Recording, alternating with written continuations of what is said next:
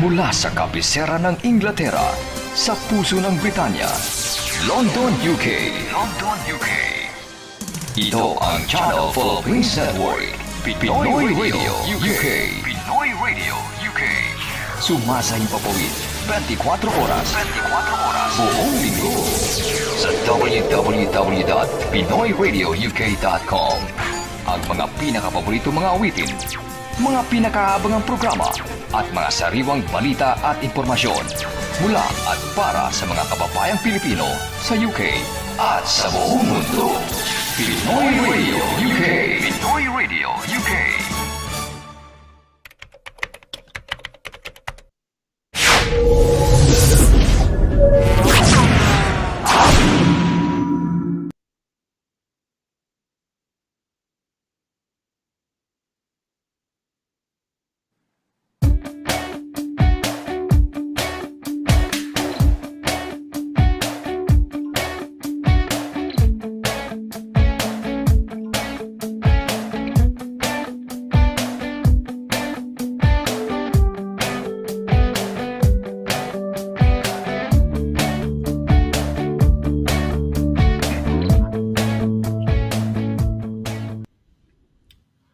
Okay, nako, happy Tuesday ho. Magandang hapon ho sa inyong lahat. Welcome po sa ating program. Ito po ang Legal Advice Corner. Ako po si SONNY LARAGAN dito po, no? On a happy Tuesday. So sana'y nasa mabuti ho kayong kalagayan.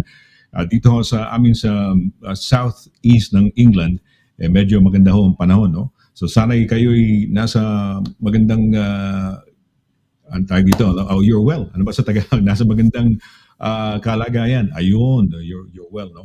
At sana'y maganda ang klima, ang panahon, no? Medyo nagsisimula na hong lumamig ng konti na, no? Hindi na yung dating natin, no? Ano ba tawag dito? Summertime. Although yung summertime natin bitin. Pero ang kagandahan naman, although bitin ang summertime, nagkaroon ng magandang parang in effect, parang in a way, sometime this month, no? September, nagkaroon ng parang whole week of summer na feeling, no? Maaraw, isang linggo yon. Hindi ko matandaan kung last week or a couple of weeks ago. Anyway, welcome ho dito po sa Legal Advice Corner where we talk about your problems, any concerns about the law, dito po sa ating programa. Hindi ho ako ang star of the show. Wala ho ako masyadong kaalaman. Hindi ho ako nagtapos ng abogasya o ng law dito sa United Kingdom. Pero ang makakasama natin ay yung ating palagiang kasama rito. Pinakamamahal ho natin, friend of our nating mga lahat, no, ng mga Pilipino rito sa United Kingdom, and siya ho kumbaga parang we could say abogado ho ng mga Pinoy dito sa UK. So hindi ko na pahabain yung pagpapakilala sa kanya. Namiss natin ho siya, no? Pagka ganyang every week, every Tuesday, nami-miss natin, no? Pagkatapos na show, mami-miss na ho natin siya, and we look forward to seeing her the following week. Mga kaibigan, siya po ang ating brains and beauty ho, no? Talagang brains and beauty. Nagpakalat ng mga biyaya ang Panginoon nasa luho nito, no? Ng ating pinakamamahal na abogada. Pakikilala ko, no? Walang iba kundi ang ating pinakamamahal na abogada, walang iba kundi si Attorney DANNA QUINTO. Attorney, happy Tuesday. Happy Tuesday, Mr. Laragan. Nakakatawa naman ng puso yung mga sinasabi mo. Siyempre, ikaw talaga yung ikaw yung idol na original. Kasi ikaw yung pillar of the community at ang glue na go-hold sa atin lahat-lahat. So, mas kudos to you, Mr. Laragan. And of course, Direk Pao, ang ating napaka-husay at napaka-hardworking na direct behind the scenes. You don't see her, but you probably... Well, you see her sa night jam, ano? Si Direk Pao. Yes. Yes. And si Snooki, na nasa...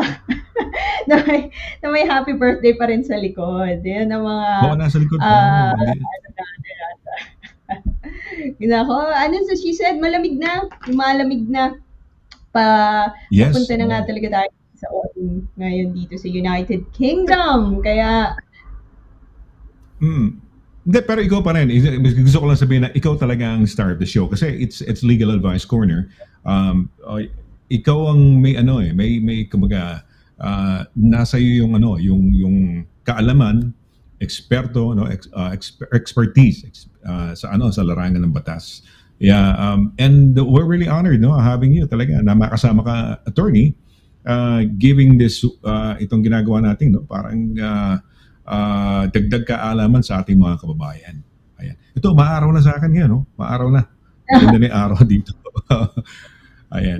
Maganda Oo, yung pero araw. ang gumagabi na, di ba? Umahaba na yung umiiksi na yung araw. Pahaba na yung gabi, no? Ayan. Would you know when is the longest night sa dito sa taong ito? Malalaman mo ba? Yung or sa itong No, susunod na I don't many know. months? Wow, baka, Okay, okay. baka Sabihin next natin, week na. pakibigay mo yung information lang, pakibigay mo lang sa akin. The longest, sige, pag nakuha mo lang information, sige ha, the longest night siguro, or the longest night in the next few months siguro, ano, sa winter time. Winter time na kasi, di ba? Ano pa? Autumn. Attorney, autumn ngayon, di ba? Autumn, Yes, autumn na yun. yes, autumn. Hanggang ano Fall. yan? Hanggang November 30th? Yeah, November siguro. Kasi, mag-change na naman yung yung Oh, yung yes. clock dito. So, magiging 8 hours na ang ating time difference sa Pilipinas. And that's normally end of October. So, bilis, October na. Oo. Maya-maya, tapos na Pero October, anong date ba 'yan? Anong date ba 'yun? Yung pinaka end ng attorney, no? Teka muna, tinitingnan ko lang yun. Tingnan natin. British Kailan ba yung date summer. ng okay, yung pinaka last na na 29th of October tayo ngayon 29th mag-change. October magbabago. Okay, 29th October. Ayun, Last Sunday of ayan, the month. magbabago na naman ang oras, and then the next time will yan, be sometime March siguro, no? Of next year. March or April. March. And then, balik na naman tayo. Nung unang Balik na nangyari naman sa tayo. akin yun, gulong-gulo ako. Bakit? Sabi ko, bakit yung phone ko? Ay, si Suki. may violent reaction si Suki about sabi niya, bakit nag-change ang time? So, nung una ko na unang buwan ko sa UK, hindi siguro ako, nakalimutan ko o hindi ko na-gets. Tapos, pagtingin ko sa relo ko, hindi tama yung sa relo ng telepono, hindi tama sa relo ng ibang tao. Naguluhan talaga ako. Siguro mga ilang oras ako naguluhan. Ayan. Fall back 1 hour on Sunday in October. Spring forward and fall back time. Yun ang kanilang yun ang to remember it. So when spring, time goes forward, and fall, it goes backwards. We get extra night sleep. Okay. Anong sa bagong dating ka rito, attorney, bigla kang nanibago? Ganun ba? A few months ba? A few weeks? Ganun? Parang kailan mo na Nag-change yung time. Nag-change yung time kasi yung relo ko, hindi syempre automatic nag-change yan. Pero yung cellphone ko, automatic nag-change. So I don't know if you know, nag-automatic change yung cellphone mo to bumabalik siya. Diba? Automatic. Nag-update yung cellphone automatic. Pero yung analog mo na relo, hindi. So naguluhan ako. Sabi ko, bakit ganon? Bakit iba-iba yung relo tapos iba-iba yung yung oras. So I was really a bit confused for a few hours nung una kong na-experience yung change of time. Ang karaniwang dyan, experience yan, lalo na kung bago ka, yung malilate ka sa appointment mo or sa trabaho mo. Late sa Kasi trabaho. ano ba tawag dito? Pagka autumn, fall back ba yung matutulog ka ba? Paano ba yung kasi fall back spring forward Correct. Paano yung kunyari, okay, pag nag 2 o'clock kasi, balik na 1 o'clock. So paano yun? Pagka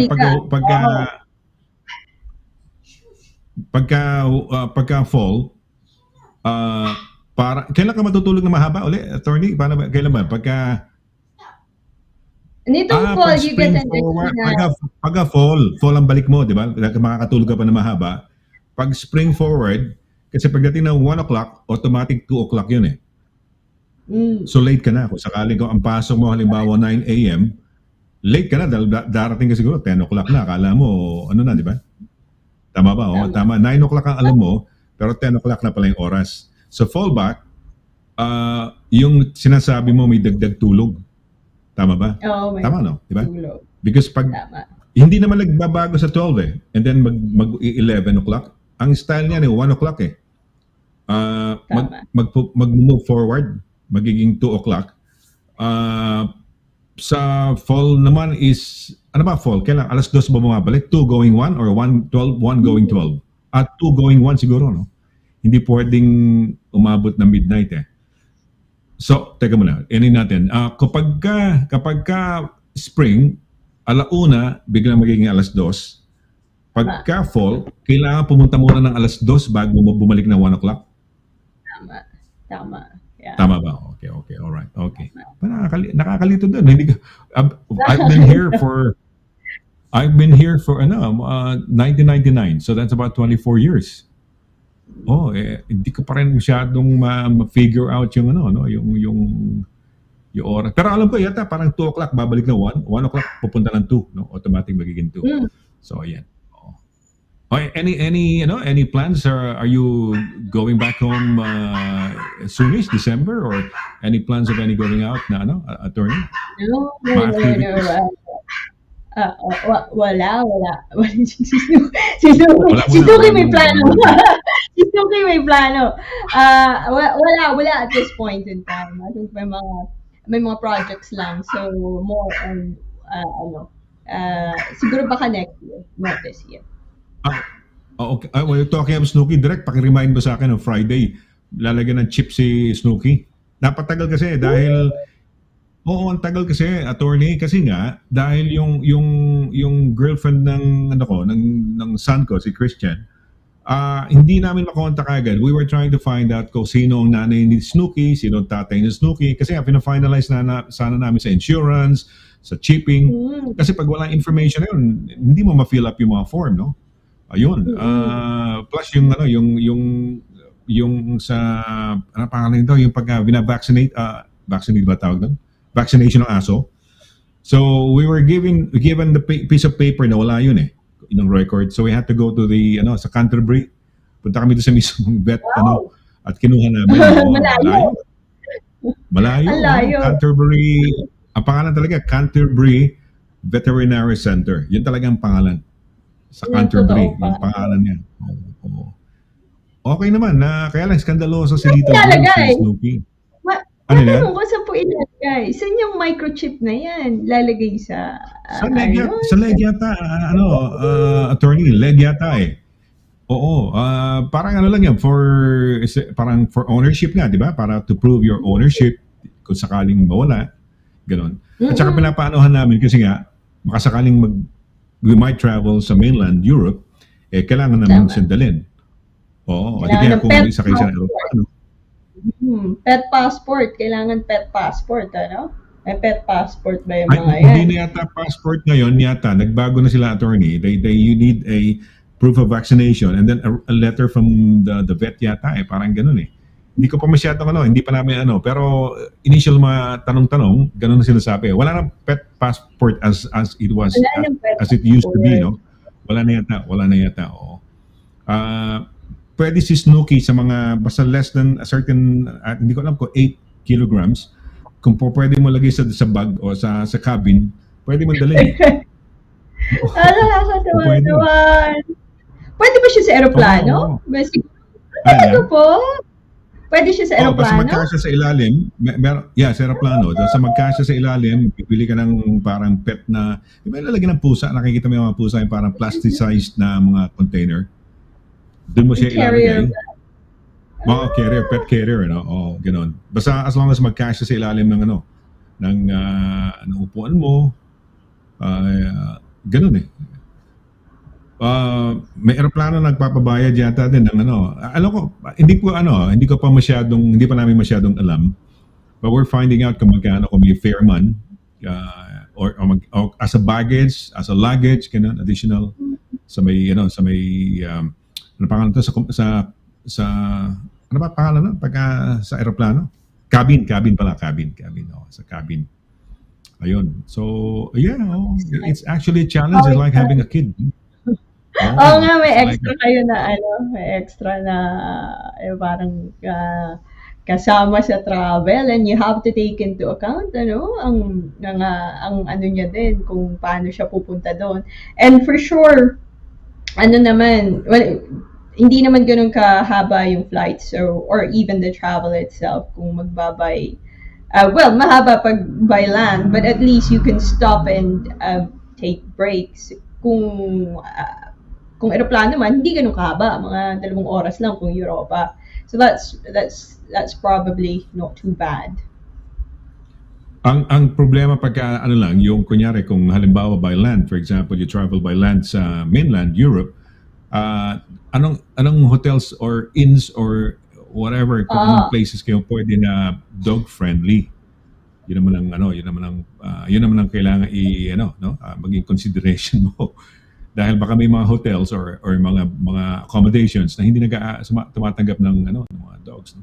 Yeah, So, that is true. yun ang ano lang, yun ang ating yun lang ang aming concern. So, yeah. Ikaw buti hindi yung ano pangalan ng dog mo sa Pilipinas, attorney? Si Bruno, napakalaki nun. Ah, Ayaw siguro niya.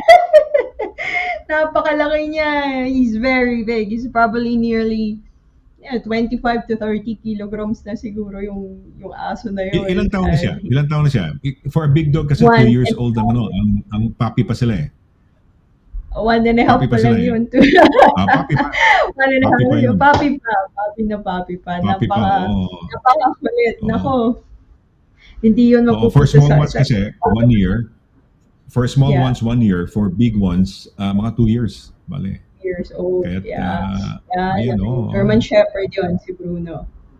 Ang pakakulit. Naku, pag dinala yun sa airplane, although mabait yun sa tao, mabait yun sa tao. Ang problema niya, Mr. Laragan, nung aso na yun, I don't know kung sa mga dog lovers or mga dog owners din dyan, ano siya, galit siya sa ibang hayop, galit siya sa aso, pero best friend niya yung namin, yung askal. Yun lang yung best friend niya na hayop. Yung lahat ng hayop, mga aso, hindi niya gusto. Pero yung tao, halimbawa mag-walking siya. Mabait siya sa tao kasi sanay siya nung mag-walking. Yung aso lang talaga. Reactive ata yung tao. Medyo reactive siya sa aso. He's a massive German Shepherd na napaka-pilyo. Alam mo bang gusto na treats, Mr. Laraga, paborito niya? Skyflake. Okay. Pareho ni Snoopy. Lately ko na-discover. Okay. Yeah. Kaya Mr. Laraga, meron bang something sa Skyflakes na baliw ang mga aso? Baliw na baliw yun si Bruno sa Skyflakes. Lately nga, tama ka. Well, nakakatuwa, no? Pareho pala.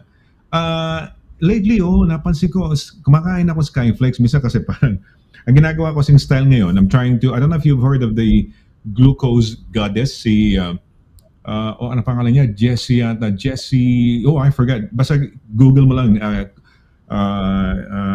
glucose goddess. She came up with a book, no? Jessie, French. Anyway, sabi niya, kasi yung pagtawag dito, pag spike kasi, pag kumakain ka ng mga foods, ang pinakamabilis ng spike, yung mga carbs. So, carbohydrates yan. So, it's best to eat muna, suggestion niya, vinegar, para magkaroon ng lining yung tiyan mo. And then, kung kumain ka man, let's say, ng carbs, no? Ayan, si Jessie, Jessie, apelyido, Inchaus ko yata, Inchaus to, parang Inchaus, Jessie I nakalagay lang dyan Jessie I. Inchaus te. Maganda niya, maganda. Meron siyang interview doon sa The Diary of a CEO sa YouTube.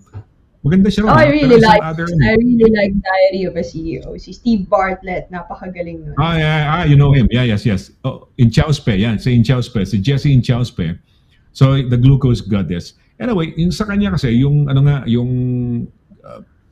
sequence ng pagkain mo, makaka-avoid ka pa rin mabilis sa pag-spike ng glucose. Well, you eat first, kunyari, may vinegar ka, ilayin yung tiyan mo, and then kung kumain ka man ng glucose, hindi ka agad ma-absorb nung sa blood mo yung glucose, no? Pero ang suggestion niya, unahin mo muna yun nga, kung may vinegar, and then unahin muna yung veggies, kasi nga fiber, and then sunod na yung mga fats and protein, and then kung pwedeng ihuli yung mga carbs. So ginawa ko one time, nagugutom ako. One weekend. So kain ako ng kain Skyflex, pero na ano ko na yun for the day, na kain ko na yung mga protein ko lahat, no? Eggs, chicken, whatever. End of the day lang, nagugutom pa ako. Kumakain ako, alam mo, lumapit siya sa akin, binigyan ko isa, halos naubos niya isang, grabe, gusto niya yan, mani, yan, tapos sabi mga Skyflex si Bruno, mani, gusto niya, ano pa ba, yung cheese, tsaka yung Skyflex, gusto ko nila. Kaya lang may salt di ba? Ha? May salt, may salt, may may salt. Pero iniisip ko, sabi ko kaya, kasi hindi naman siya ganun ka, unlike yung mga ibang treats, wala naman lasa. Pero baliw siya, kasi nakakaubos talaga siya ng ilang Skyflex. Merong budget para sa Skyflex treats niya. Sa Pilipinas, tama ka, hindi kasi kamukha ng salt dito, di ba? Sabi nila, yung mga food, kailangan walang masyadong salt, walang masyadong, mga ganyan, salt and mga sugar, ganyan. Pero sa Pilipinas, di ba, maski naman kinakain ng mga aso, kay askal yan, o kay parang, sabihin dito, bawal lang may bawang. Pero sa Pilipinas naman, pag pinakain naman ng yung mga tira-tira, may bawang naman siguro, no? Tatanong ko kay Direk mamaya kung paano nga ba yung mga aso nila dyan sa Pilipinas. Pero dito maraming bawal, no? Kaya mga ganyan, yung mga may garlic daw, bawal, no? Pero sa Pilipinas, pag nagluto tayo, tapos ang tira-tira, bibigyan natin sa mga aso, no? Buhay naman yun, no? Buhay naman, malakas tumahol, malakas Nagbigay ka ng idea ngayon, mukhang babudgetan na namin ng Skyflex si Snooki. Dahil kay Bruno, no? Paborito talaga nila ng Skyflex. Pag Skyflex, Mr. Laragan, pag sinabi mong sit, ang galing-galing mag-sit, ang galing-galing attention. Wow. Pero pag normal, di mo matawag minsan Tapos pag sabi mo Skyflex. Tingin sa ulo, suplado, no? Suplado? Suplado din Hindi, hindi naman siya suplado. Pilyo ang term sa kanya. Pilyo siya. Okay. Pilyo siya. Tapos, pero pag may Skyflex, akala mo kung sino mabait. Okay. Yan gagawin ko. I'll try to do that, no? Kasi lang yun, one time lang siguro once or twice ko lang napakain siya ng Skyflex. And I guess na-notice ko gustong-gusto niya. Mamaya siguro pakainin ko ng Skyflex. Something siguro sa amoy. Yung amoy ng Skyflex na gustong-gusto ng mga aso. Tsaka yung texture. Feeling ko yung texture gustong-gusto nila yung parang super siguro, crunchy. Ewan ko ba? Hindi ba pihikan sa pagkain si Bruno? Kasi itong si Snooki, napakahirap pakainin. Hindi mo malaman kung anong matansya, kung anong pakakain mo Pihikan sa pagkain yun. Ayaw niya ng pandesal. Bibigyan mo minsan ng pandesal. Hindi siya kakain lang ng konti. Tapos minsan nagsasawa din sa may mga mix ng dog food, a bit of rice, minsan may inahaluan ng isda. So, mini-mix.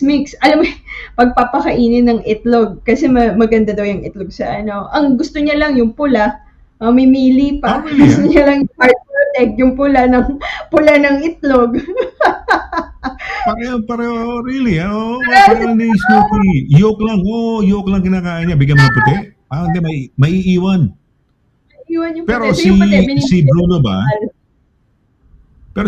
Pag pinakain mo, attorney, iniiwan mo yung yolk? Saan mo?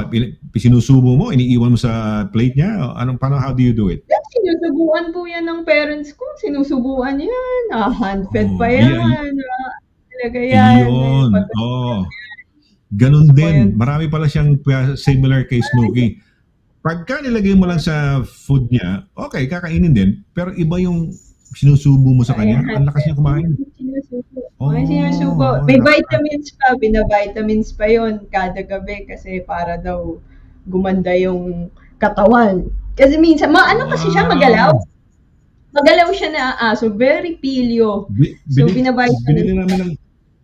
So pakiabot nga yung vitamins na binili natin kay Ah, Snooki. may vitamins May, din may, siya. may, may vitamins din to, kaya lang hindi iniinom. Pag iniinom niya, parang, ayoko kung naduduwal siya o na, oo. Buti sila, Hanapan mo doon talaga naman yung sila nagkaiba ni, ano, ni Bruno. dun sila. Si Gusto Bruno, ni umiinom Bruno ng, yung ito, vitamins niya. ayan. Multivitamins and minerals. Ayan, pang aso. Ayaw So, namang inumin. Diyos ko, Lord. Ayaw. yung kay Ayaw Bruno inumin. ata, Mr. Lagan, liquid. Mas gusto niya yung liquid kasi akala niya Liquid. parang treats. So, liquid yung Kamukha kanya. kamukha pa ni Snooki yung picture. Ayan, Hindi namin alam kung liquid. Okay. Sabi mo liquid, ang ginagawa naman namin, tinutunaw na natin sa tubig to? Tinutunaw na namin para lang inumin niya. Pero hindi pa rin niya parang hindi niya gusto yata ang lasa pagka tinunaw. Kaya, anyway. So, ganun. Ay, napag-usapan ho namin ng aso. Pasensya na ho Sabi ulit. mga aso, Dahil nakakatuwa kasi mga aso. Ang cute ni Bruno. I don't know kung may photo si Direk na mailalabas na photo ni Bruno. Meron ba tayo dyan? Para lang makita kasi, kasi si Snooki nakikita niyo na ho eh. Si Snooki, come. Papakita ko lang tapos ano. Come. Ito, suplada. Yun ang problema rito, suplada. Hindi naman. Hindi namamansin. Si Bruno naman, pilyo. Oo, pilyo si Bruno. Okay. Gusto makipaglaro parati. Parang gusto niyang dinadambahan niya yung mga tao. Ayan siya. Wow. Oy, birthday niya. Birthday niya to? Opo, earlier this year. Oo. Meron dito, hindi namin na-realize na meron palang mga gamit. Magkano yung cup ng, pag sa birthday, yung cup na sinusuot sa kanila?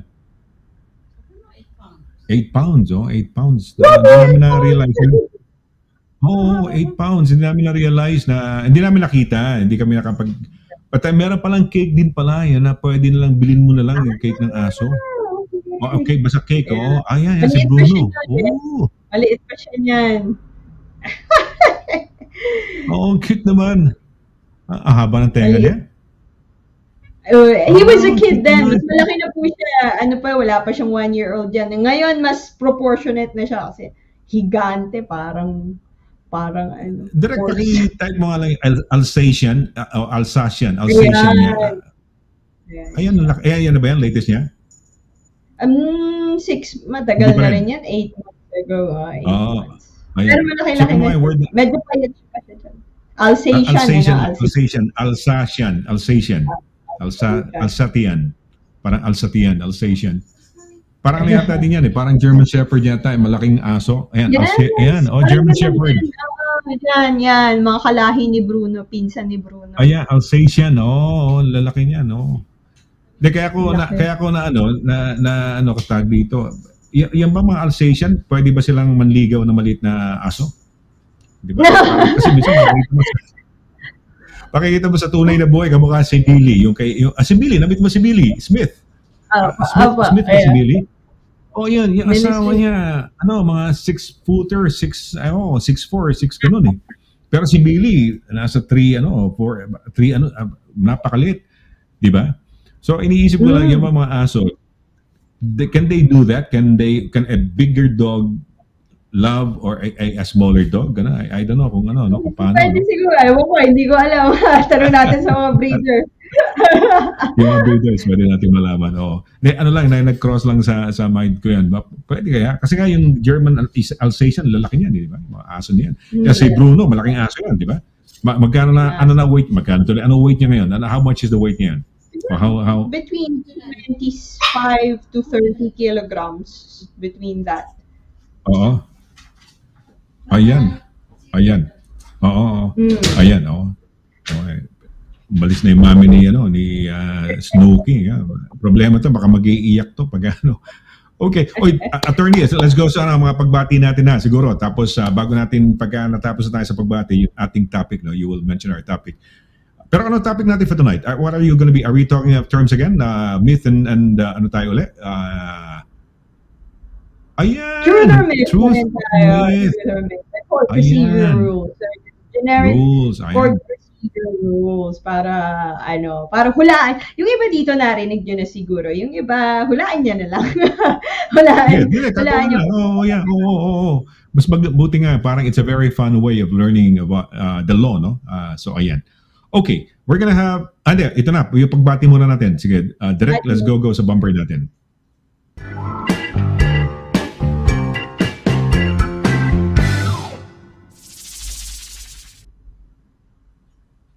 Okay, ayan, katuwaan lang. Sino kaya unang bumati sa atin ngayon para lang before we proceed to sa ating topic for tonight, na truth or myth, civil procedures, no? Ayan. Court procedure, ano yun? Court procedures or civil? Court procedure, general civil and court procedures, general court procedures. Okay. Chinek ko tuloy. Hulaan muna natin. Ayun na, hulaan natin. Sino ba ngayon? Sige. Feeling ko si Marian Sino una? Galicia Sino Paner. una kaya? Marian Galicia. Marian Galicia Paner. Sige nga. Tingnan natin.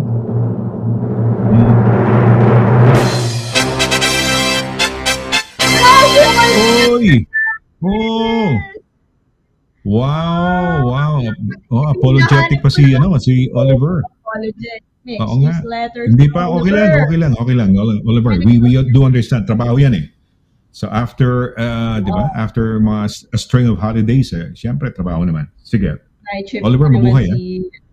Mabuhay. Kamusta? Kamusta dyan sa Washington, Everett, Washington ate si Oliver. Washington State. Ayan. Okay lang yun, Sige, Oliver. Ang salutatorian pa rin si Marian Galicia Paner. Pa rin ang hula ko sa second honor. Marian Galicia Paner. Okay, let's go. Marian Galicia Paner.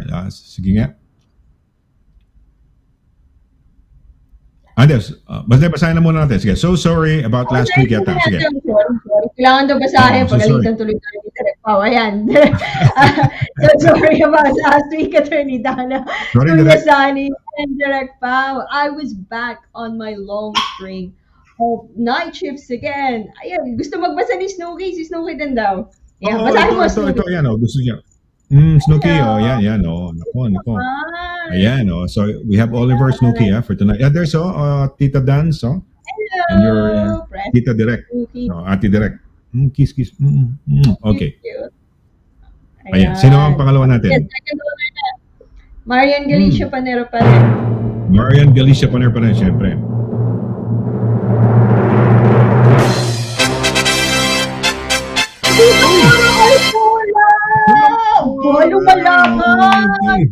Lumalaban si Tita Cora. Maraming friends to si Ma'am Cora. Talagang very visible to left and right. No? She has so many friends. Mabuhay ka, Ma'am Cora. Exactly. Basahin ko para masaya. Magandang gabi, Sir Sonny, Attorney Dana, Direk Paula, Snooki, at lahat. Many thanks again, Attorney, sa legal advices you are sharing us tonight. Thank you then, Tita Cora. Thank you rin, Ma'am Cora. Yeah, sa social media ko the other day, ang daming friends, ang daming ganap. Maraming friends. And she's very lovely. Nakita ko yung ganda ng dress ni Tita Cora. Wow. Wow, mabuhay ka, Ma'am Cora. So, okay. Sige. Sino ang si Marian Galicia Paner pa rin, syempre. Marian Galicia Paner.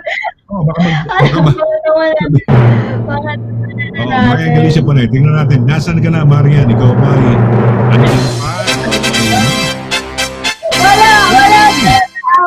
wala siya. Si Gigi Elamparo. Elamparo. Gigi. Gigi Elamparo. Elamparo. Yeah. Good evening, Attorney Dana and Kuya Sonny. Happy Tuesday, all viewers. Watching here in Spain, short holiday. Saan sa Spain? Nasaan ka sa Spain ngayon? Nasaan ka ba, Gigi? Nice.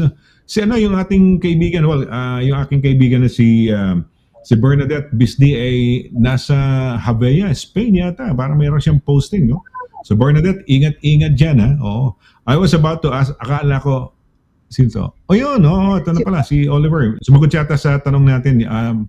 Kasi nga, di ba, sunod-sunod yung holiday niya. Ngayon, balik trabaho na siya. Sige, Attorney, pakibasa lang natin yan. Haba, no? Oliver, which is Tapos good, na you po know. ang maligayang araw ng bakasyon in grande, trabaho naman uli para sa Oo. susunod na Switzerland naman. I would highly Uy. recommend traveling to Japan po. Mura at masarap ang pagkain. No tipping culture. Cheaper goods or premium items, especially if you avail of tax-free shopping and you get 10 to 15% refund. Wow. Relatively safe Mhm. compared to the Philippines. Train and metro system that is comparable to big cities in Europe. The Google Translate and the Google Maps help us to navigate and find places to visit. They work well when you are connected to the internet. Just make sure you hire your own Wi-Fi hotspot well in advance. These are usually collected at the airports upon arrival. Ang ganda, gusto ko itong mga travel notes Tips. at travel tips Oo. from, we should do that yung mga ano natin, please feel free to share ang mga travel tips nyo if you go to Spain, if you go to other countries. Alam mo, yun nga gusto ko sana gawin para a bit of a blog, not necessarily for, yung para sa sarili ko lang, para alam ko lang kung ano yung mga ginawa ko nung ano yung mga, not really mali, kundi alam mo na kung anong dapat gawin, di ba? Siyempre, you'll find out something, you might make mistakes muna sa travel mo, no? Pero yun, gusto ko lang i-take notes kung ano yung sana magandang kung saan may wifi, may gano'n, all of these tips na pwede mo magamit going to a particular city. So maganda yung ginagawa maganda yung ginagawa mo, no? Sharing it to us, nalalaman namin. At totoo, I think it's really siguro parang pagka nanood ka ng balita sa Pilipinas, di ba, patayan. Sa Japan, bibihira naman siguro. Although yung pumatay nung kay Abe, di ba? Binaril niya sa close range yata. Which is grabe naman yun. Yun, may political, political something, no? Grabe yun. Yung dating, Prime Minister ba, di ba? No? Shintaro Abe ba yun? Pangalan nun. So, napakalungkot ng story no? Yung nangyari. Pero generally safe in Japan yata eh. So, that would be great. Tsaka mura pala, attorney. Mura. Oh, yeah. Affordable. Yeah, no? bucket Affordable. list. Yeah. Bucket list in Japan. So, thank you, Oliver, sa tips, Thanks, travel Oliver, tips. Travel Yeah, advice we look forward corner. to, Segue muna tayo sa travel advice corner Sige, dahil sige, lahat tayo sige. dito hindi mag-travel. Ayan, mag-break muna tayo. Later on na lang yung mga next batch of mga pagbati natin. In the meantime, we'll have a short break. At pagbalik natin, yung ating truth or myth, no? Court procedures, Yes. no? Ayan, pag-uusapan nun natin. Huwag ko kayong alis, saglit po lamang.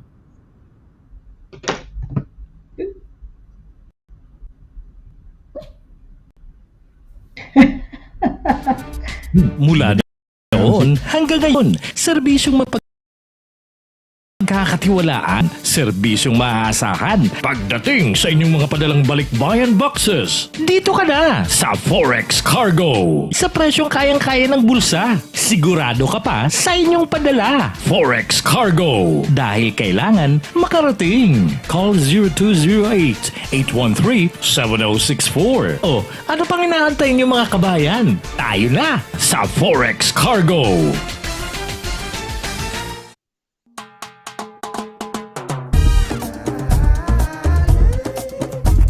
100% all natural. Tasty. Healthy. Versatile. 4 unique flavors. Taste a real sauce. Galettos. May problema ka ba sa landlord mo? Baka AV ka na ni Kuya. May problema sa mga kapitbahay, sa trabaho. O kaya naman kay Mister o kay Mrs. Away tungkol sa mala, mga may utang, mga aksidente, daing o laban sa ospital or sa NHS. Harassment? O baka naman may stalker ka na gusto mong ireklamo? Punta na sa DV Solicitors para matulungan ka pagdating sa mga litigations at iba pang mga legal concerns. DV Solicitors at 2nd floor, Howard House, St. John Street, Bedford, MK42 0DJ. Tumawag sa 01234-350-244 or 01234-225-188 o kaya naman mag-email sa d.quinto@dvsolicitors.com. Visit our website at www.dvsolicitors.com. Mula sa kabisera ng Inglaterra, sa puso ng Britanya, London, UK. London, UK. Ito ang Channel Philippines Network, Pinoy Radio UK. Pinoy Radio UK. Sumasayang papawid 24 oras. 24 oras. Buong linggo. Sa www.pinoyradiouk.com. Ang mga pinakapaborito mga awitin, mga pinakaabangang programa, at mga sariwang balita at impormasyon mula at para sa mga kababayang Pilipino sa UK at sa buong mundo. Pinoy Radio UK. Pinoy Radio UK.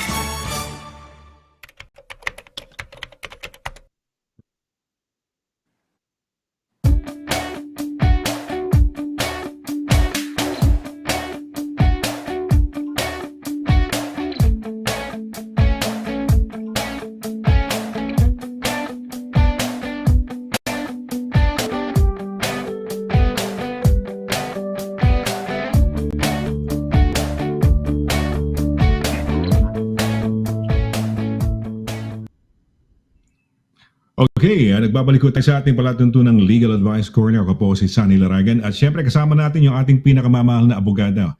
No, walang iba kundi si Attorney DANNA Quinto. Ayan. Attorney, good evening once again. Gabi na, no? Good evening. Madilim-dilim na. Madilim na kanina nung nag-umpisa tayo. May araw pa ngayon. Madilim na. Kanina may ano pa dyan eh. Sa, ano ba sa inyo? Madilim na? Kasi sa amin, if you can see. Merong ano ba sunset ngayon? Ano ba sunset ngayon? Ano ba sunset sa southeast? Yeah, ano ba sunset ngayon, direct? Ano nga lang, alamin lang natin kung ano sunset today. Yeah. Today, what is the sunset today, no? Maski sa London lang, alamin natin. Ito madilim na. Pero may araw pa sa'yo na konti, no? Attorney, no? O, madilim na. Madilim na talaga. 6:50. Talagang ano na. Like in 1 minute, sunset na. 1 minute away. Biglang gabi na. Kaya pala medyo talagang lubog na ang araw, no? Ayan. Oo. Okay, well, sige, Attorney, yung ating topic for tonight, no? Yung ating pinag-uusapan, truth or myth, no? Civil ano ba to? Civil courts procedure Court procedure. Actually, tama ka. Galing ni Mr. Laragan. Civil procedure rules. Court procedure rules. Ayan. At ganun pa rin ang mechanism natin. Kuha na ng scratch paper, resibo, notes, sa cellphone nyo man yan, or any piece of paper. Simple lang. I will say 10 statements. I will state 10 statements.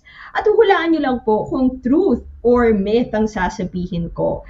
And the topic for tonight is civil court procedure rules. So without further ado, let's start with statement number 1. The White Book is another term for the book for civil procedure rules. So, the White Book daw, puting libro, sa atin pa, puting libro, is another term for the book for civil procedure rules. Totoo ba yan? O haka-haka lang? Yan. Number 2, it is optional to follow the practice direction for pre-action conduct. So, optional lang daw tong sinasabi nila na practice direction for pre-action bago mag-umpisa ng isang kaso, merong practice direction na tinatawag. Ito yung kumbaga sinulat ng civil procedure rules. Optional lang daw ba to? Totoo ba o haka-haka lang? Number 3, under the civil procedure rules, you may be penalized for cause if you have breached its provision. So, under daw ba sa civil procedure rules, pwede kang ma-penalty ng cost kung hindi ka sumunod sa nakalagay doon. Totoo ba o haka-haka lang? If you're just joining us, the same mechanism po. Kuha na ng papel, kuha na ng ballpen, huhulaan nyo na naman kung truth or myth ang sasabihin nating statement. The particular topic for today, as you have probably heard me repeat a number of times, it is civil procedure rules or civil or court procedure rules. Number 4, The case management powers of the judges are expressly enumerated in the civil procedure rules. Totoo ba o hindi? The case management powers, yung kapangyarihan daw ng mga husgado to make decisions regarding cases, ay nakalista yan sa civil procedure rules. Totoo ba o hindi?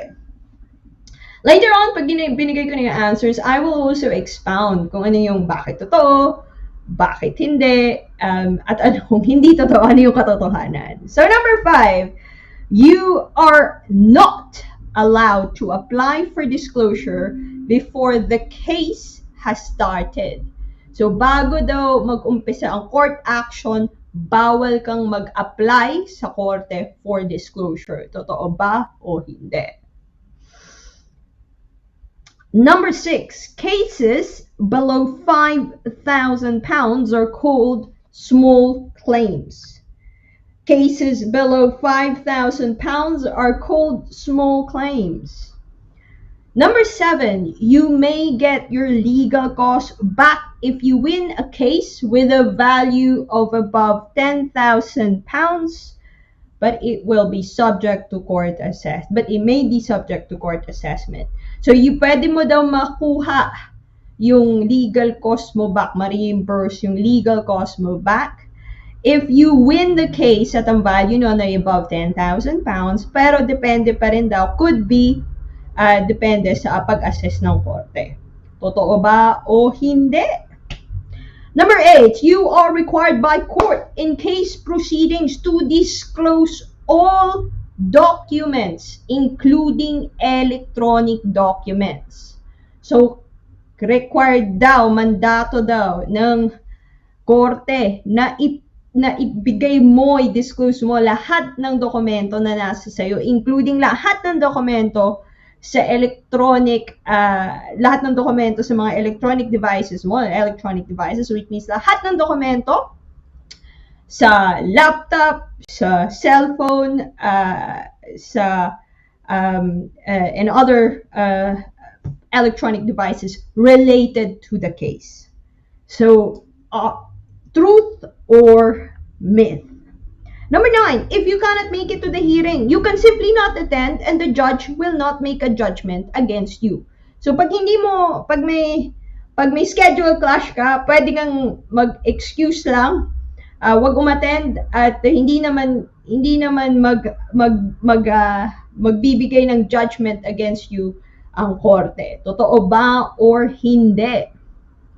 And finally, unless order, yan ang term, means your case will be dismissed or struck out if you do not follow a particular order. Totoo ba o hindi? So if you're just joining us, pareho pa rin po ang ating mechanics. Ito po ang inyong quiz master every Tuesday. This is truth or myth. You will be guessing kung totoo ba or haka-haka yung statement na sinasabi ko, and it relates to today's topic, which is civil court procedures. Number 1, uulitin ko po uli para sa mga late o bagong dating lang. Number 1, the white book is another term for the book for civil procedures, truth or myth. Number 2, it is optional to follow the practice direction for pre-action conduct.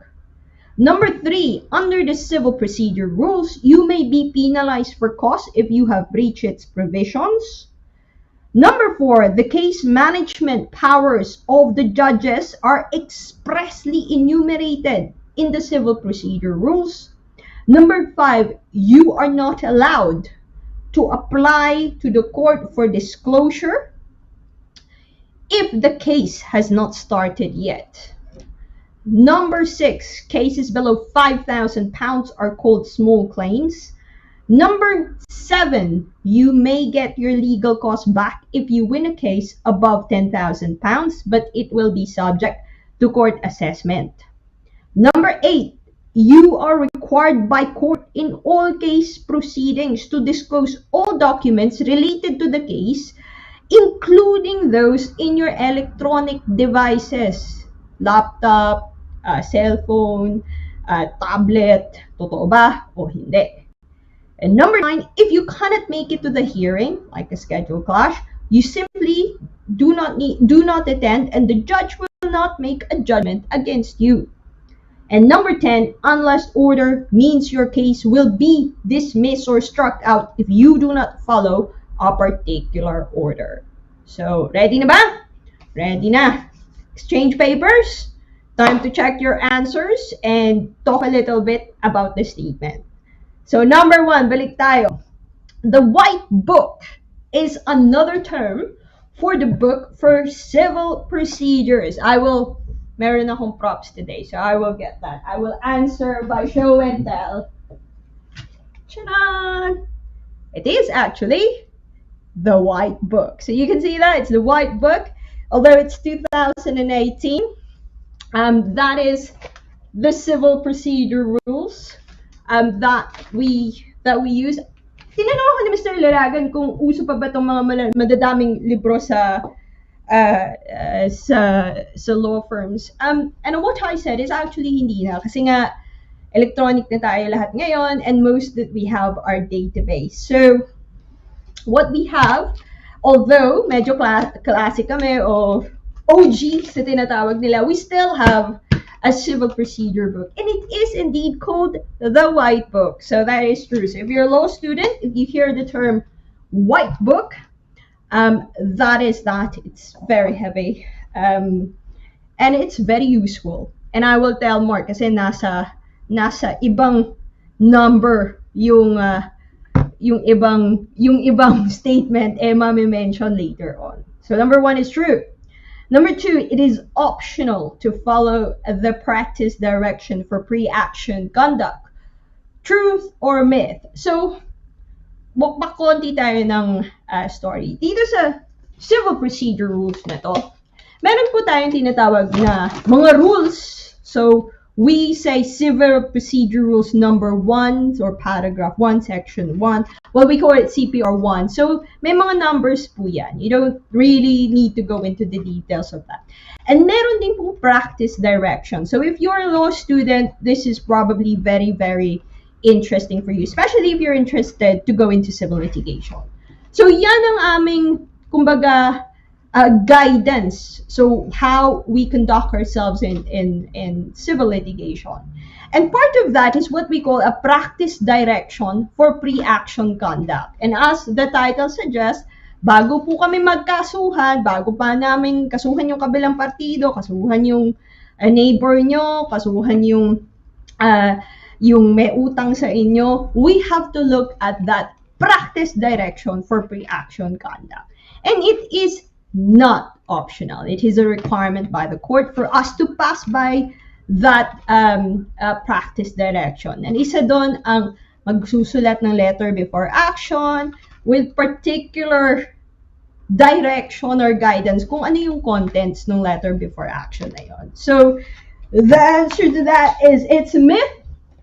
Dahil yung mga practice direction na yan, yung mga rules na yan, is order ng is a mandate by the court unless it specifically says there. So meron kaming tinatawag na must or may. So minsan we must do it, may is optional. This is practice direction for pre-action conduct is not optional. Number 3, under the civil procedure rules, you may be penalized for cause if you have breached its provisions. That is true. So, ano yung penalty na yan, attorney? Para ba yung parking ticket? Bibigyan ako ng parking ticket ng korte. No, what would happen is, yung kabilang partido mo, yung kalaban mo, yung opposition mo, ang maglilista ng mga kasalanan mo sa civil procedure rules. So, when the court, kung ending na ng kaso, tali na, audit na, sino nanalo, sino hindi, and the court will make a judgment, main judgment, plus ang judgment of cost, you may be penalized. Pwedeng mag-claim ng cost back sa'yo ang kalaban mo, kalabang partido, if meron kang substantial non-compliance ng civil procedure rules. Ang lesson po dyan, mag-follow po tayo. I mean, your lawyers would know, take legal advice. Yun sinasabi namin, take independent legal advice. Kasi may mga pasikot-sikot, may mga technicality tong one lang po yan. Hindi ko pa dinala yung pangalawang libro niyan. May mga pasikot-sikot po ang civil procedure rules. At pag hindi nyo po yan na-follow at hindi natin alam yung technicality, is that you could fall foul of the cause repercussion. So, yun po ang ating moral lesson. So, number 3 is true. Number 4, the case management powers of the judges are expressly enumerated in the CPR. I don't know kung nakita nyo kanina. So, yon. That is it. Indeed, that is true. Yung isa pala, case management powers. Ayan.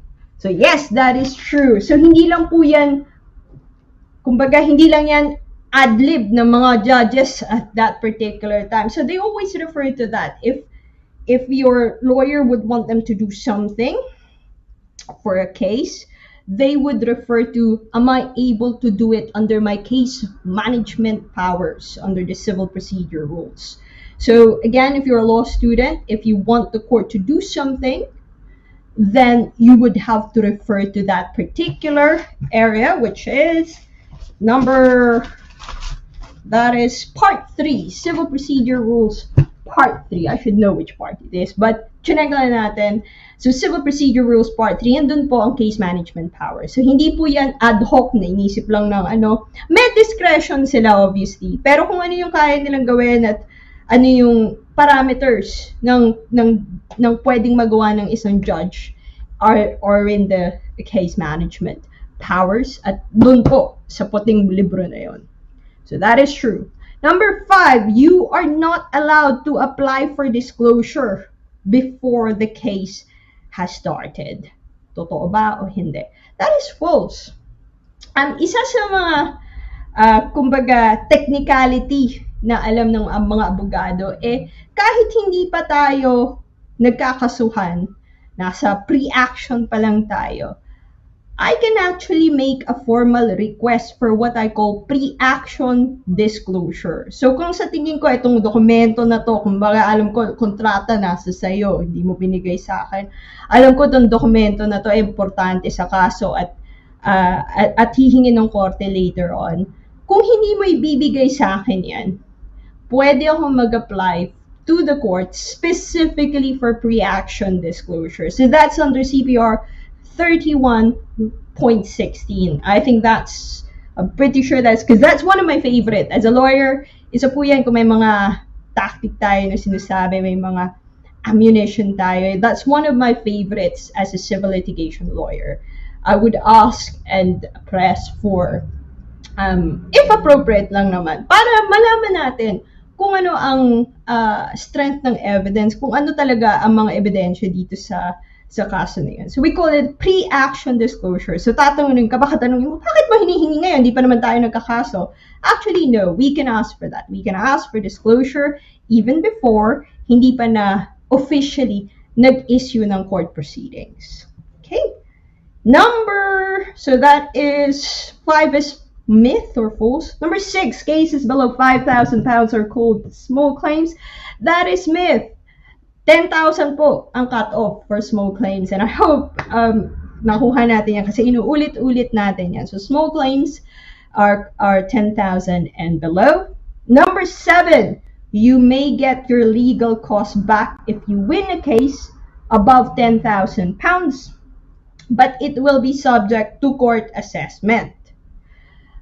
That is true. So backwards muna tayo dun sa small claims 10,000 below, you will not get your legal costs back kahit manalo ka. So yun ang nag-change ng dynamics ng small claims. Very, very rare circumstances. May mga exemptions always, of course. But ang default is kahit manalo ka, hindi iuutos ng korte na bayaran ng kalaban mo ang legal cost mo. Pero pag ang value ng claim mo ay above 10,000 pounds, the court may order and will order the other side to pay your legal costs subject to assessment. What does that mean na subject to assessment? So, pwede nyo munang pag-usapan, you can agree it. However, kung hindi kayo agree, syempre, meron na namang another layer of deliberation ng cost assessment. So, hindi po yan automatic 100%. Yun ang moral story of this point. Yes, mananalo ka above 10,000 pounds, makukuha mo from the other side. Magiging liable sila, yun ang technical term. Sila ang responsable sa cost mo, pero pwede yang ma-assess pa rin ng korte. So, yung 100% recovery ng binayad mo sa abogado, hindi po, very rare po yun. So, minsan, meron ka pa rin, kumbaga, hindi 80% lang, 75% lang ang mare-recover mo. Okay? Number 8. You are required by court in case proceedings to disclose all documents related to the case, including documents contained in electronic devices or electronic documents. That is true. That is what we call standard disclosure.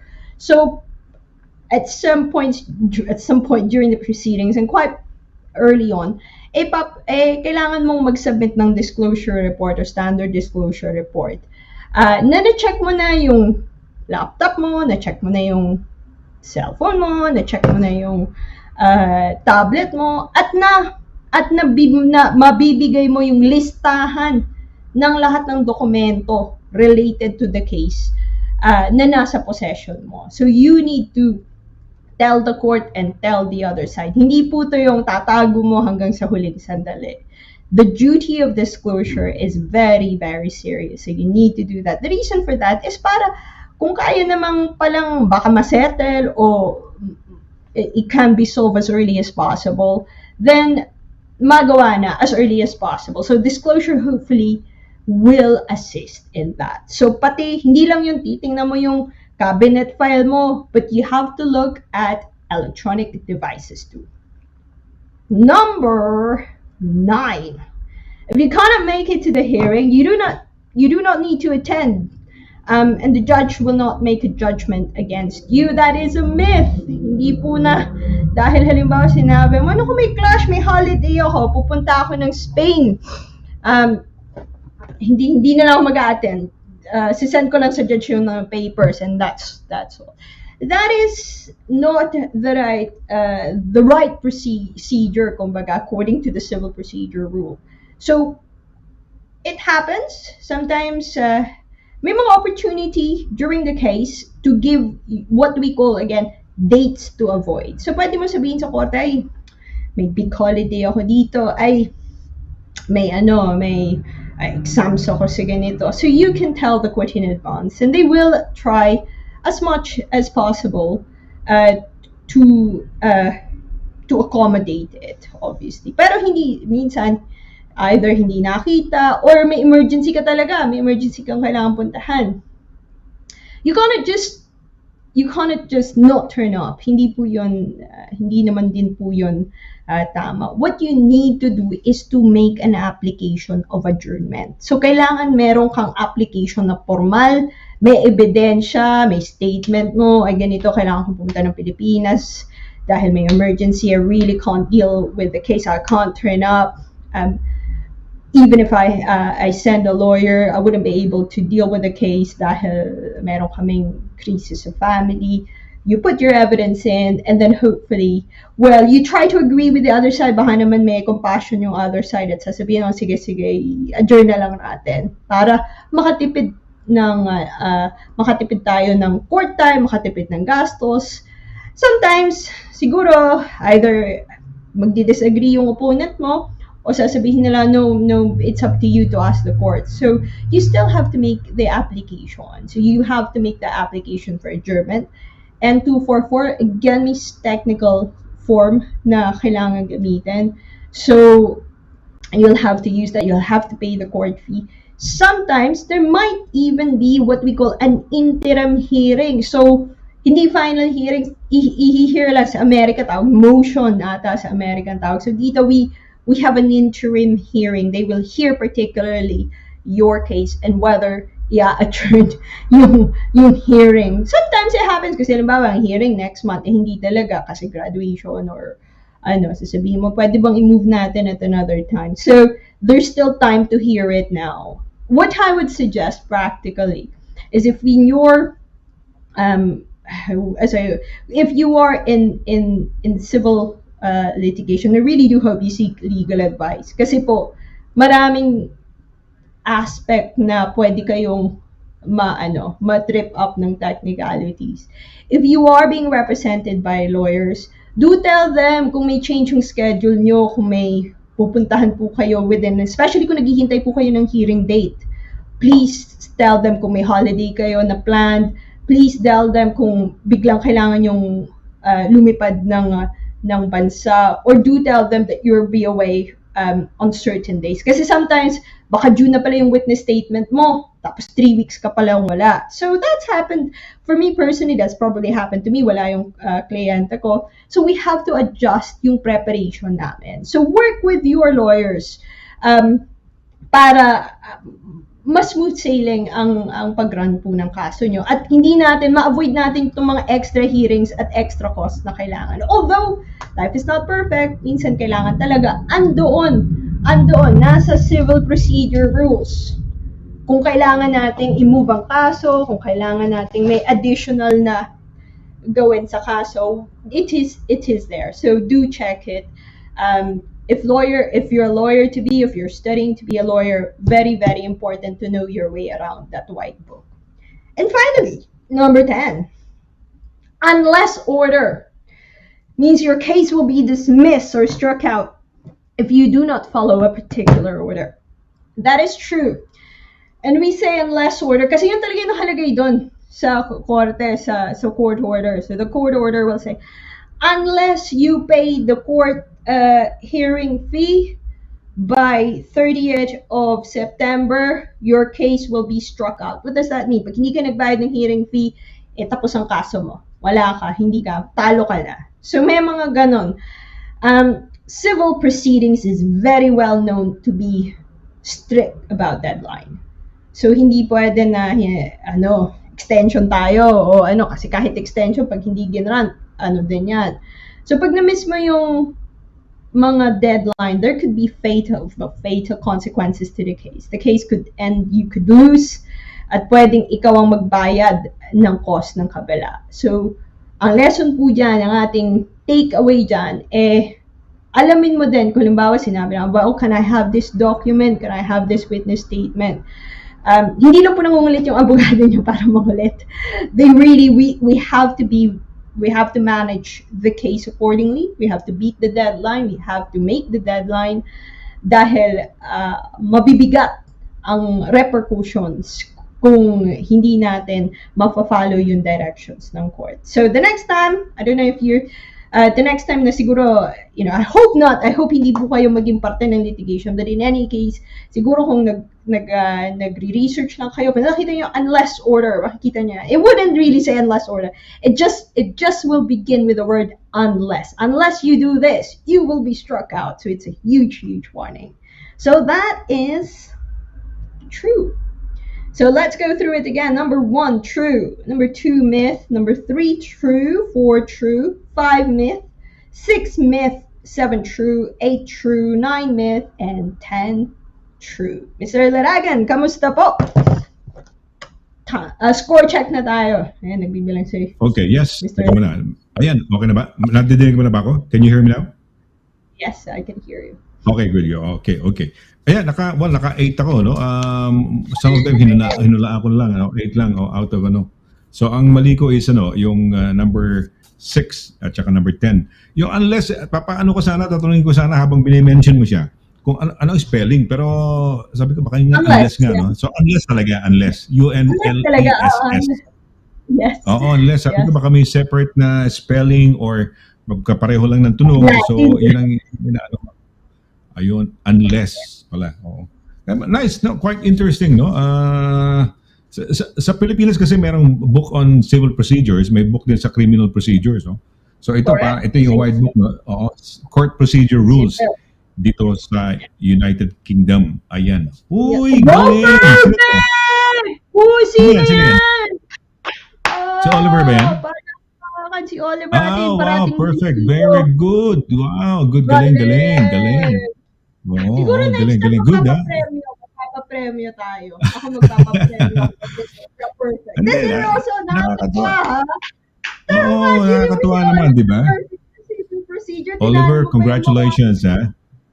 Tinalo mo pa Bumawi ng- siya pagkatapos siya ma-absent for a long time sa atin dahil nga syempre di mo naman dahil holiday yan eh. And he was in Japan, di ba? Saan pa ba siya napunta? Tapos nag-akit din siya ng mga bundok yata din sa Washington State or sa parang mga hindi ko alam, Midwestern states, mga ganun yata, parang ganun, nag-aakit yata siya, di ba? Hiking. So, yeah, congratulations ha, Oliver. Maraming salamat, no? At and congratulations dahil nahulaan mo ako, naka-8 lang, no? Ayan. Yan ang sa akin, no? Ang galing. Oo. Yung number 6 at saka number 10. Ayun, oo. So, ayun, maski paano, ma-review niyo rin, no? I-review niyo ho yan. Oo, nakakatawa. Pero naka-perfect siya, no? Ang tag dito, si Oliver. Kumusta kaya si Ma'am Cora? Si Ma'am Cora ba may sinabit ba direct? May submission ba si Ma'am Cora? Wala pa siya muna ngayon, no? Siguro hindi niya na i-submit. But yeah, that's good, no? Ikaw ba direct? Nakailan ba si direct? Nakailan ka ba sa 5? Oh, good. Very good. Oo, kasi medyo rin eh. 'Di ba? So basta basta below 10,000, ano yan? You're not sure to get it back, no? No, below 10,000 hindi mo talaga makukuha ang legal cost mo. Mababalik, di ba? Oo. Very, Tapos pag very, above very, 10,000 ang legal cost, it has to be assessed. It has to be assessed. Makukuha mo pero based subject to assessment pa. Kung hindi tatanggapin ng kabila, and most of the time hindi tatanggapin ng kabila yan. Sasabihin, hindi naman yung kabila sasabihin na, oh yes, babayaran na kita. No problem. So most of the time, may challenge yan, may objection. So punta court assessment. So ang magde-decide nga yung korte talaga, magde-decide. Yeah, kung hindi kayo mag-agree. Kung hindi, so open to Kung hindi agreement naman. mag-agree. Kung hindi kayo mag-agree talaga, they'll go to what we call a cost assessment. Yan ba, most of the time, attorney, it goes down a bit? Merong parang, let's say, mga 10% or 15%, ganyan? O ganun, Absolutely. most of the time, ganyan, no? Ayan, no? So yung taong nagdemanda, tapos nanalo siya, and over 10,000 yung kanyang fees, totally wala siyang babayaran? Depende sa cost recovery niya. So, baka minsan, ang na-recover niya lang 90%. So, may konti siyang talo ng 10%. Sabihin niya, sige, okay na lang din yun para, ang thinking ng iba, di bali natalo yung 10%, di nabalik lahat ng cost ko, pero nanalo naman yung malaking hinahabol ko. So, yun ang thinking nun. So, kailangan, it makes economic sense na hindi naman yung nanalo ka, pero ang net mo, hindi panalo. So, kailangan natin, yun ang ini-explain ko minsan sa mga client, kailangan natin tingnan kung ang neto ba nito, kung ang net effect outcome, positive para sa'yo. Ayun. Okay. All right. So right from the beginning of the case, pwede ba i-assess ito, attorney, ito ay aabot ba ito ng 10,000? At least kasi baka later on, more than 10,000, dahil parang later on, baka sakaling kung manalo, maawa ang Diyos, we can claim back some of the money or majority of the money. May mga cases na straightforward. Nagtatanong si Snooki. Si Snooki nagtatanong. May mga cases na straightforward na siguro it's never we can never guarantee na accurate yung fee estimate kasi hindi natin alam kung ano yung komplikasyon ng kaso later on. Although sa spectrum ng mga kaso, may mga kaso na parang, you know what, wala naman sigurong komplikasyon to. So you can give a sort of broad brush figure of the cost. Merong kaso na hindi mo talaga alam. I mean, alam mo generally kung magkano up to a certain point. Siguro after that, Mhm. you don't know because it would depend kung ano yung magiging sagot ng kalaban sa issue. So, siguro mas hindi na ang estimate namin lumalawak na. So, imbis na ganun lang ang gap ng estimate namin. So, yung estimate na ginagawa namin, medyo malawak-lawak yung spectrum. So, siguro yun ang mabibigay ko na sagot dyan. Pag medyo foreseeable yung trajectory ng kaso. So, we will say, eto siguro. Pag hindi, hindi namin alam. What we do is we take stock. What we should do, what lawyers should do, is to take stock of the case. Tingnan mo talaga yung cost mo at every stage of the case. Sabihin mo sa kliyente mo, eto ba, do we need to settle now? Kasi mukhang mas makakatipid o mas may value sa'yo na mag-settle now, given the risk. So we look at that, the risk management, we look at ano pa yung cost na isi-spend natin, meron pa tayong ammunition na pera, kaya pa ba nating i-fund ang litigation na to, kaya pa ba stress-wise, because sometimes clients, they get tired, sasabihin nila, and I call this the litigation fatigue. Merong kliyente sasabihin, you know what, not worth my peace of mind, di bali nang hindi perfect ang recovery ko, but yung the non-monetary elements like time, stress, yung effort, they would say, you know what, I'd rather have the time now, I'd rather not be thinking about this. So sometimes kaya ganun din nagsisettle yung kaso. Okay, all right. At least, ayan, no? Meron ho kayong natutunan for today. And we wanna congratulate, si Oliver. Ba? Okay. Not perfect niya, oo. Uy, si Ma'am Cora, ayan. 7. Thank you, Ma'am Cora. Thank you. 7. 2, 4, 3, 4, 7, 8, 9, 10. So, 1 ay yung white book lang, no? Sa kanya, yung white book. Ayaw ako paniwalaan ni tita na may white book. Ayan, not allowed to apply for disclosure, number 5 ba? Ano ba yan? Tama ba? Totoo po yun. Pwede yun. Pwede kang mag-apply for pre-action disclosure. Okay, ayan. Pre-action, di ba? Before action, di ba? Disclosure. For action. Pre-action, Tapos number 6 Favorite ko yan, yung... Mr. Dragan. Favorite ko yan na kumbaga strategy sa case. And I think a lot of lawyers as well, hindi lang ako, a lot of lawyers use that pre-action disclosure. So if you are a law student or wanting to be a lawyer, look that up. It's very useful. Ayan. Okay. All right. Okay. Well, congratulations din, Ma'am Cora. 7 out of 10. That's a good score. Tsaka yun, kagandahan lang, honest lang, this is for fun. For fun, hindi porke na hindi mo nakuha nakakahiya. Hindi, it's more of ganun ba? So at least we can learn. We can go through replay the show at maibalik natin mapag-aralan natin. So ayan nakakatuwa naman. Rafi El Capon. Hello. Ayan, hello. Bago si Rafi, kilala mo ba si Rafi? Bago to, no? First time. Kilala na natin ngayon, but not previously. Kilala na natin ngayon.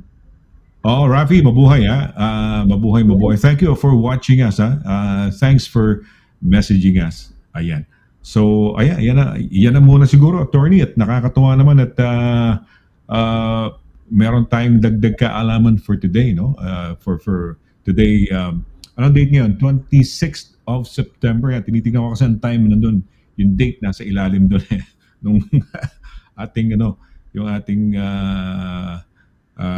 computer, no? So we can see kung anong time. Okay, well I guess it's okay na mo siguro muna yun, attorney. How do they get in touch? Baka may mga shoutout ka o may mga gusto ko pang idagdag do sa na-discuss mo for tonight, yung ating quiz, yung ating truth or myth. Go right ahead please, attorney.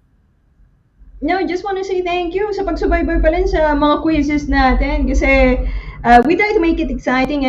Ngayon ata lang natin na nagamit yung topic na to. So we'll try to make it fun. I hope you had fun and Maraming salamat po ulit, Direk Pao, Mr. Laragan, at kay Snooki at sa lahat ng ating mga taga-subaybay. Thank you so much, everyone. If you've got a particular legal case or if you want a specific or at least first consultation man lang sa isang kaso, you can contact me at danna.quinto@dbsolicitors.com or call me at 01234225-188. So again, that's danna.quinto@dbsolicitors.com or call me at 01234225-188. But yes, see you next week. Palapit na naman itong sinasabi namin ni Mr. Laragan. Mag-change ang clock, so we're gonna make the most out of the daylight. Until then, ingat po at magandang gabi. Oh, thank you very much, Attorney. Oo nga, pahaba na yung gabi, no? Hindi ko alam kung nakuha ni Direk yung longest night this winter time. Longest pa natin para malaman na longest night this winter time in the UK. In the UK, ayan, ano bang longest? 7 hours and ano yan? One is ano ba to? Shortest day pala yan. Longest night in winter. December 21. 21 sa akin, Attorney. 21 po sa inyo. Okay. Falls on December 21 to 22. Ayan, oo.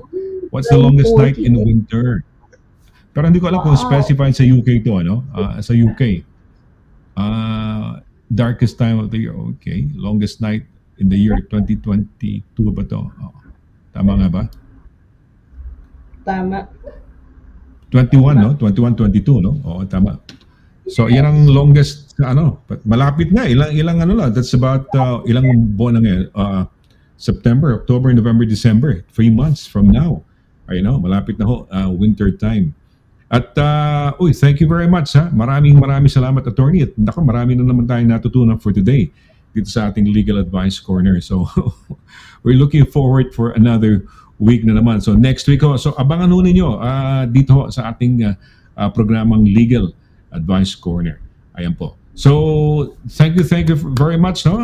Doon sa mga sumali sa atin, nakakatuwa.